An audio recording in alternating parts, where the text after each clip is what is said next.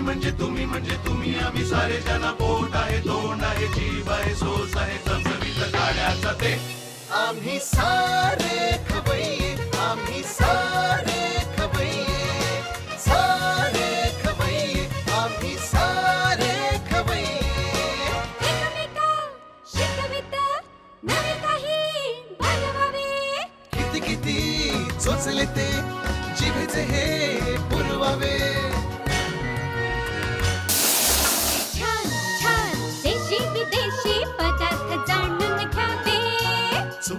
चुकता करता करता खावे अन खिलवावे आम्ही सारे खवय्ये आम्ही सारे खवय्ये सारे खवय्ये आम्ही सारे खवय्ये। नमस्कार, आम्ही सारे खवय्ये या कार्यक्रमात सर्व रसिकांचं आणि खवय्यांचं पोट भरवून स्वागत। तुमच्या एक गोष्ट लक्षात आली असेलच की प्रत्येक गृहिणीला एक प्रश्न कायमस्वरूपी पडलेला असतो, तो म्हणजे डब्यात काय द्यायचं। हा म्हणजे नवऱ्याला किंवा शाळेत जाणाऱ्या आपल्या मुलाला किंवा मुलीला डब्यात काय द्यायचं। कसं आहे, आपली संस्कृती खूप बदलली आहे हो। असं जरी असलं तरी डबा घेऊन जाण्याची आणि डब्यातल्या खाण्याची सवय आपली अजून गेलेली नाहीये। चांगली गोष्ट आहे, तब्येत चांगली राहते। नाही पण ह्याच्यामुळे गृहिणींचा हा प्रश्न तसाच राहतो ना की डब्यात काय द्यायचं। रोज पोळी भाजी द्यायच्याऐवजी दुसरं काही देता येईल का? हा प्रश्न तुमचा सोडवण्यासाठी आज आम्ही इथे खास पाहुणा इथे आमंत्रित केलेला आहे आणि पराठा बनवून दाखवणार आहे। आता तुम्ही म्हणाल पराठ्यात काय नवीन आहे, पण त्यात नवीन आहे। म्हणूनच ते दाखवण्यासाठी आम्ही पुण्याहून खास उल्का बर्वे यांना इथे आमंत्रित केलेलं आहे। उल्काताई, तुमचं मनापासून स्वागत। तर तुम्ही आम्हाला आणि आमच्या खवय्यांना पराठा बनवून दाखवणार आहे। बरोबर।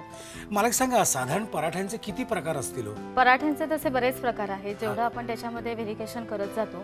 पण नॉर्मल जसं स्टफ पराठा आहे, मेथीचा आहे, बटाटा आणि कांद्याचं कॉम्बिनेशन आहे। जसं म्हणजे मुलं असं नुसती भाजी दिली तर भाजी पोळी खात नाहीत, म्हणून मग सगळ्या भाज्या त्यांच्या पोटात जाव्यात किंवा सगळी जीवनसत्व मिळावी म्हणून एक पराठ्याचं सर्व स्टफ पराठा वगैरे आपण बनवतो। थोडक्यात अगदी सोप्या भाषेत सांगायचं झालं तर पराठा म्हणजे गंडवणारा पदार्थ आहे, तसं म्हणलं तरी काय हरकत नाही। बरं, तुम्हाला साधारण किती प्रकारचे पराठे येतात? साधारणपणे 10-12 प्रकारचे पराठे 10-12 प्रकारचे पराठे येतात आणि म्हणजे जितके परमिटेशन कॉम्बिनेशन करावे तेवढे प्रकारचे पराठे करू शकतो आपण त्याच्यात। बरं, हे तुम्ही कुठे शिकलात का पराठे करायला? मी इंदोरला एक 8-10 वर्ष होते, म्हणजे लग्न झाल्यानंतर। तर तिथे इंदोर म्हणजे खवय्यांचंच अर्थात माहेरघरच म्हणावं लागेल आपल्याला। तर तिथे मी बरंचसं काही शिकलेली आहे, म्हणजे असं स्पेशली। आणि मला मुळात सुरुवातीपासून आवड असल्यामुळे आणि इंदोर म्हणजे हिंदी भाषा, पुणे सोडलं, पुण्याचा संपर्क तुटला तर जसे रिलेटिव्स तिथे कोणी नसल्यामुळे फ्रेंड सर्कल जे होतं ते सगळं हिंदी आणि पंजाबी असं होतं, त्यामुळे त्यांच्यामध्ये जास्तीत जास्त हे प्रकार जास्त बनवले जायचे। त्यामुळे मी कोणाकडून काय कोणाकडून, आणि जसं आपलं महाराष्ट्रीयन फूड आहे ते त्यांना माहिती नव्हतं, जसे मोदक, साबुदाणा वडा, तर तो मी त्यांना शिकवत गेले, देवाणघेवाण असं करत गेले। त्यामुळे मी म्हणजे शिकायची हौस असल्यामुळे फटाफट काही ना काहीतरी वेगळं हे करून शिकत गेले। आणि इंदोरची अजून एक खासियत मला आठवते, तिकडे शेव मिळते ना? बरोबर आहे, लसूण शेव किंवा लवंग शेव मिळते, बरोबर, ती खूपच फेमस आहे तिथे। बरं, तुम्ही हे सर्व प्रकार घरीच करून बघता का? माझे रेग्युलरी क्लासेस आहेत, त्यामुळे मला करायलाच लागतं। तुम्ही रेग्युलर शिकवता? हो, बरोबर, खवय्यांना शिकवता खरे, बनवायला? ज्यांना येत नाही त्यांना शिकवते।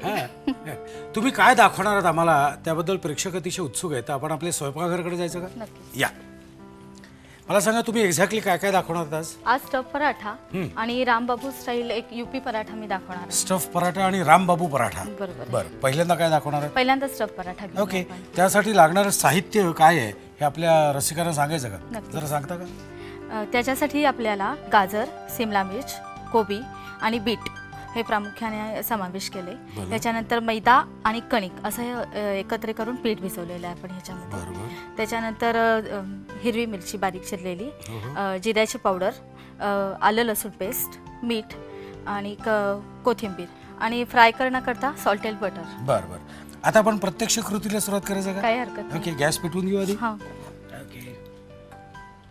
आता आपण आधी बटर ह्याच्यामध्ये ओके। कारण स्टफ पराठा हा मुळातच इतका छान लागतो, बरोबर आहे, त्यामुळे तो जितका झटपट होईल तेवढं मला बरं। आता आपण याच्यामध्ये सगळी भाजी घालूया। ओके, घालू मी? हो,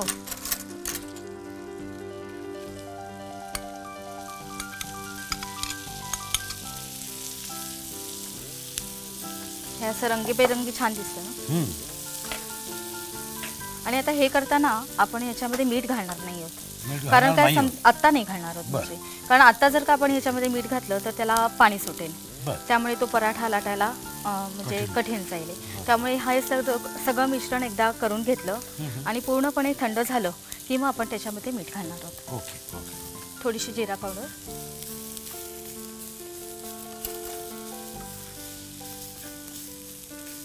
बस. बस, आलं लसूण पेस्ट,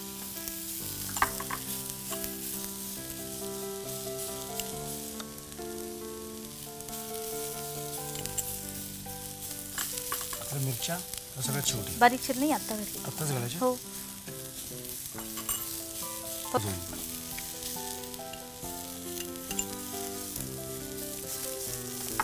ओके. आता पुढे काय?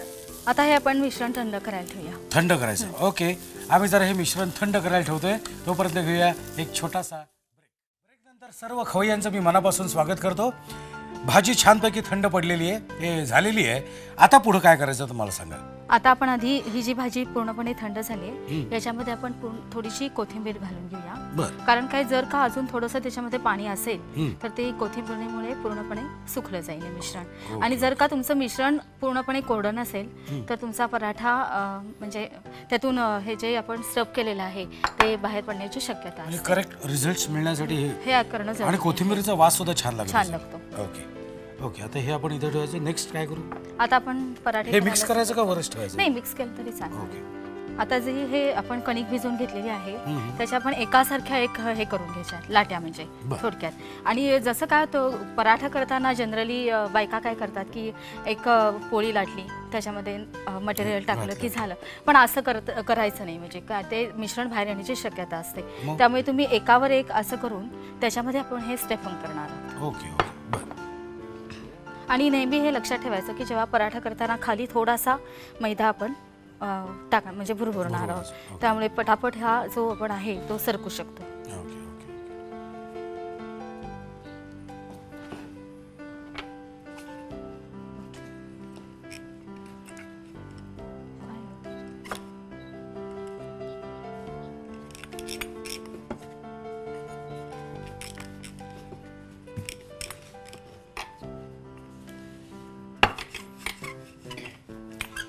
ही पोळी लाटणं सुद्धा एक कसं बसतं नाही का? बरोबर.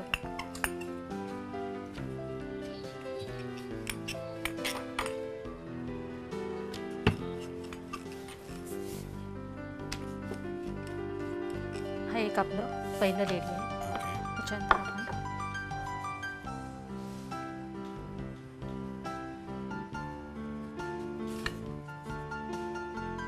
बटर वगैरे आता काही लावायचं नाही. नाही आत्ता काहीच नाही त्याच्यामध्ये. आणि कणिक भिजवताना सुद्धा आपण अर्धी कणिक आणि अर्धा मैदा घेतलेला आहे. त्यामुळे मैद्यामुळे पटापटा तो पुढे सरकतो पराठा. नाही, आजपर्यंत पराठे मी खूप खाल्ले पण आज आज हे काहीतरी वेगळं कॉम्बिनेशन दिसतंय त्यामुळे मला जरा उत्सुकता आहे. दुसरं काही नाही. ओके. आता दुसरं हे झालेलं आपण आहे. दोन्ही इक्वल करून घेतले. असे एकावर एक घेतलंय. हां नाही आता हे इक्वल यायला पाहिजे. ओके ओके बस. बरं. तर आता याच्यानंतर आपण यामध्ये स्टफिंग भरणार आहोत. हम्म. तर स्टफिंग भरताना काय करायचं की कडेकडेनी त्याला आपण स्टफ करत जायचं आहे. म्हणजे एकाच जागी ते मिश्रण तुमचं हे होत नाही. बरं. आणि जेव्हा आपण आता मिश्रण तयार करून घेतले त्याच्यात आपण मीठ घातलेलं नव्हतं. नव्हतं. तर बरोबर. आता तुम्ही मीठ घाला त्याच्यात.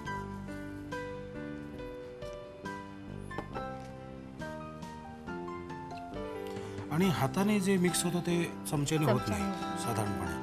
आता काय करायचं? आता आपण पूर्ण स्टफ करणार आहोत. ओके.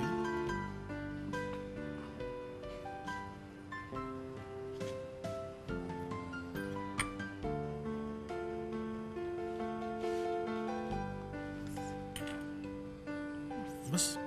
आता याच्यावरती आपण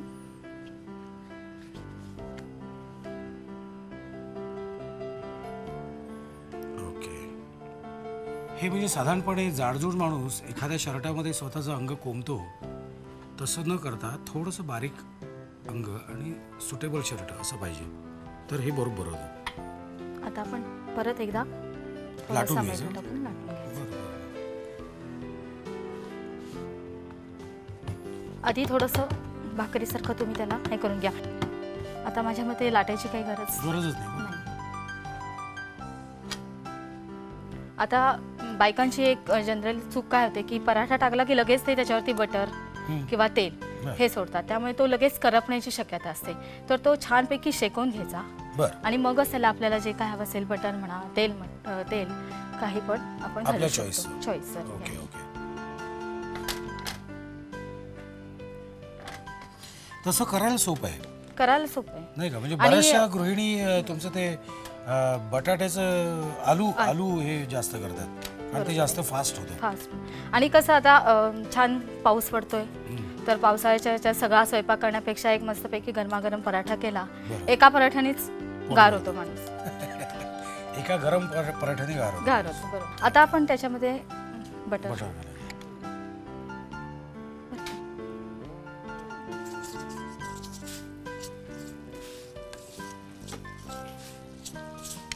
नॉर्मल रेंज एवढीच असते ना का अजून घालतात?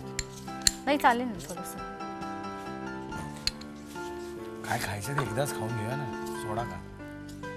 हो हो हो. असा खरपूस असा छानपैकी वास त्याचा. बरोबर. हो हो.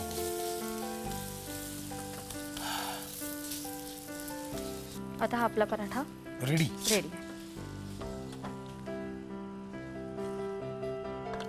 वा वा, थँक्यू.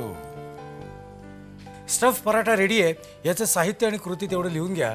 तुमच्या हातात तेवढंच आहे, माझ्या हातात एवढं आहे. प्लीज लिहून घ्या.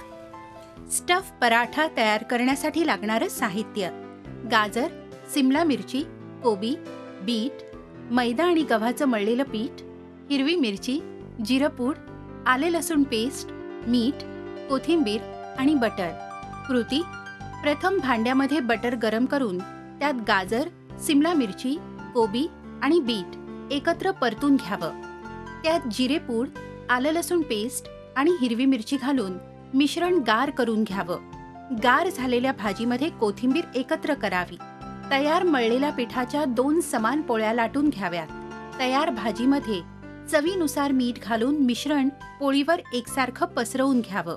त्यावर दुसरी पोळी ठेवून ती सर्व बाजूनी चिकटवून घ्यावी. गरम तव्यावर पराठा शेकून त्यावर बटर लावून तो खरपूस भाजून घ्यावा. स्टफ पराठाची तुम्ही साहित्य आणि कृती लिहून घेतली असेलच. आता आपण जातोय दुसऱ्या रेसिपीकडे. दुसरी रेसिपी काय आहे? रामबाबू पराठा. Rambabu paratha, UP style. बरं, आता त्याचं साहित्य काय जरा सांगता का आमच्या खवय्यांना? आता याच्यामध्ये आपण उकडलेला बटाटा, गाजर, चीज, नंतर बारीक किसलेलं पनीर हे आपण स्टफिंगसाठी वापरणार आहोत.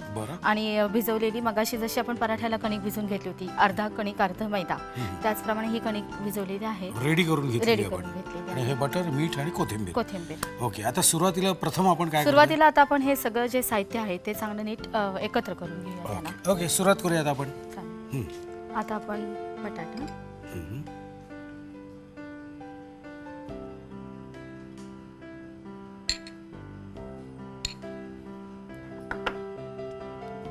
गाजर, चीज,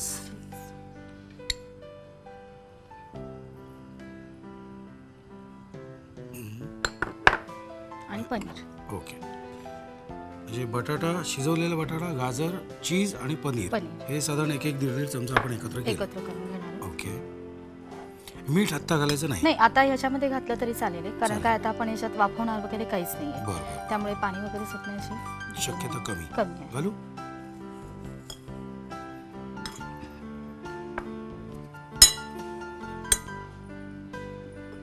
थोडीशी कोथिंबीर, अगदी नावाला. आता आपलं हे मिक्सचर तयार झालेलं आहे. आता व्हॉट नेक्स्ट? आता मगाशी जसं केलं होतं तसंच आपण एकावर एक ठेवून लाटून घेणार आहोत. ओके. आम्ही जरा लाटून घेतो, तोपर्यंत आपण घेऊया एक छोटीशी विश्रांती. ब्रेकनंतर सर्व खवय्यांचं आणि गृहिणींचं मनापासून स्वागत. तुमची तयारी झालेली आहे, आमचीही तयारी झालेली आहे. आपण सुरू करायचं का? काय हरकत नाही. ओके. पहिल्यांदा 2 लाटून घ्यायच्या ना ते. बरोबर.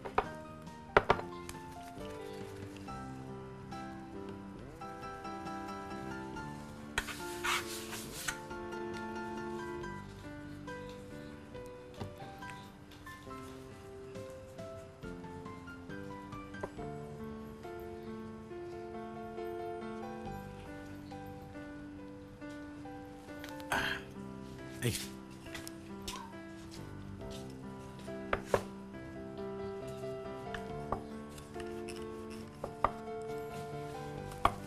पराठे करायला सगळं तसं सोपे आहेत. सोपं आहे, शॉर्टकट. शॉर्टकट.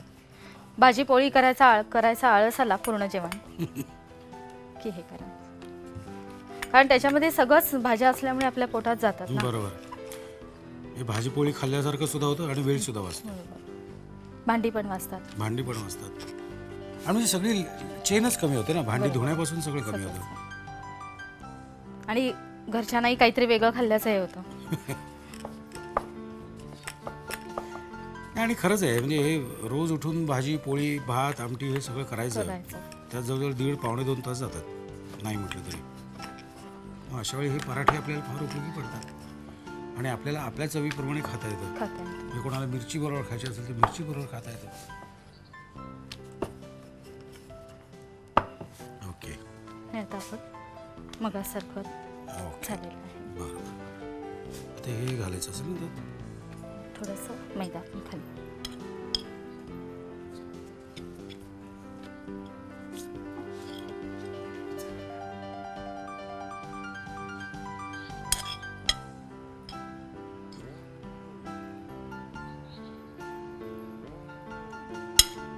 बस. बस. आता हा पराठा आहे ना, हा आपला थोडासा वेगळा आहे. आता हा आपण भाजून लगेच त्याला सर्व नाही करणार आहोत. हा आता छानपैकी आपण भाजून घेणार आहोत, म्हणजे शेलो फ्राय करून घेणार आहोत थोडासा. आणि तो थंड झाला की मग त्याला आपण डीप फ्राय करणार आहोत. त्यामुळे समजा आता आपण छान पाऊस पडतोय, भजी बटाटे वडा नेहमीच खातो, तर चहा केलेला आहे मस्तपैकी, त्याच्यावर हा तळून घेतलेला पराठा एक स्नॅक्स म्हणून सुद्धा तुम्ही खाऊ शकता. मुंबईतल्या लोकांना हे स्वप्न आहे सगळं, पण ठीक आहे, हरकत नाही. स्वप्न बघायला काय हरकत आहे, स्वप्नावर तर आपण जगतो. कारण साधारणपणे आम्ही मुंबईतली मंडळी पावसाळ्यामध्ये घरी कसे पोचतो लवकरात लवकर याचाच विचार करत असतो.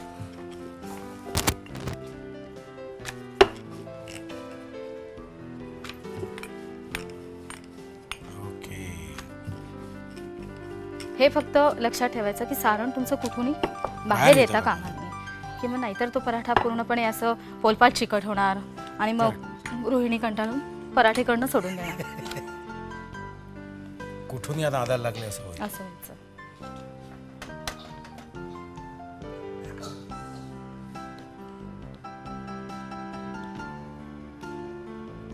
मोठा करू का गॅस?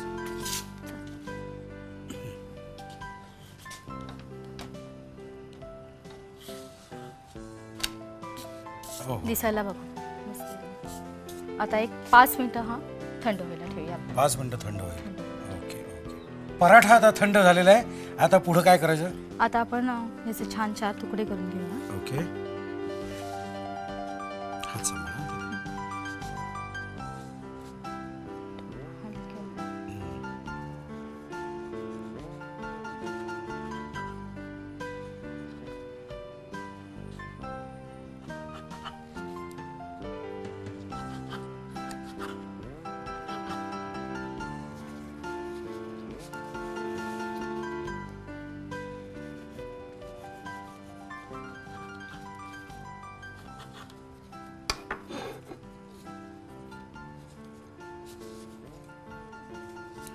पराठ्याचे 4 तुकडे आम्ही करून घेतलेले आहेत.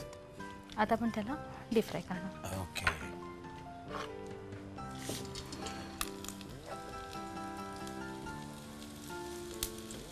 हे गरम चहा, हे थोडासा पाऊस बाहेर, थंड हवा.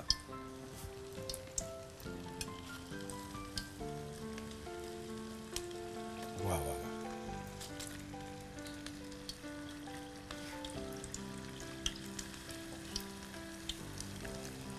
आमचं जरा तळणी चालू आहे, तोपर्यंत तुम्ही साहित्य आणि कृती लिहून घ्या. रामबाबू पराठा तयार करण्यासाठी लागणारं साहित्य: उकडलेल्या बटाट्याचा कीस, गाजराचा कीस, चीज, किसलेलं पनीर, मैदा आणि गव्हाचं मळलेलं पीठ, बटर, मीठ आणि कोथिंबीर. कृती: प्रथम भांड्यात उकडलेल्या बटाट्याचा कीस, गाजराचा कीस, चीज, पनीरचा कीस, मीठ आणि कोथिंबीर घालून मिश्रण एकत्र करावं. तयार मळलेल्या पिठाच्या 2 समान पोळ्या लाटून घ्याव्यात. एका पोळीवर तयार मिश्रण पसरवून त्यावर दुसरी पोळी सर्व बाजूनी चिकटवून लाटून घ्यावी. पराठा दोन्ही बाजूनी तव्यावर शेकवून त्याचे 4 समान भाग करावेत आणि कापलेला प्रत्येक भाग गरम तेलामध्ये तळून घ्यावा. स्टफ पराठा आणि रामबाबू पराठा दोन्ही तयार आहेत आणि आता मी ते खाऊन बघणार आहे.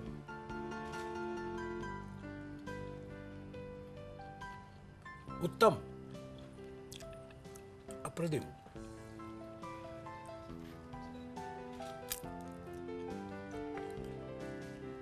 बढिया.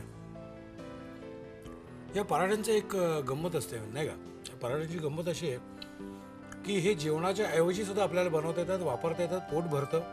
आणि दुसरा फायदा असा आहे की ह्याच्यावर आपण अनेक प्रयोग करू शकतो नाही का? तुमच्या हाताची चव एकंदरीत बघता मला असं वाटायला लागलं की तुम्हाला परत एकदा आमंत्रण द्यावं. आणि मी तुम्हाला खूप मनापासून आमंत्रण देतो माझ्या वतीने, आमच्या संपूर्ण टीमच्या वतीने आणि रसिकांच्या वतीने की उद्याच्या आमच्या भागात तुम्ही परत एकदा या आणि नवीन रेसिपी आम्हाला काहीतरी दाखवा की ज्यामुळे आमच्यासारखे जे खादाड मंडळी आहेत त्यांच्या तब्येती चांगल्या राहतील. तुम्ही इथे आलात, खूप मनापासून नवीन रेसिपीज आम्हाला आणि आमच्या रसिक खवय्यांना दाखवल्यात, त्याबद्दल मी आमच्या सगळ्यांच्या वतीने तुमचे खूप मनापासून आभार मानतो. आणि आता पुन्हा भेटू ह्याच दिवशी ह्याच वेळी ह्यांच्याच बरोबर. तोपर्यंत मस्त खा आणि स्वस्त राहा. नव्या नव्या चवी ढवी विचल्या ह्या तुम्हासाठी. हवे हवे ते पंगत किस्से तुम्हाला आवडावे. हो खाणाऱ्याने खात रहावे, खावे अन खिलवावे. आम्ही सारे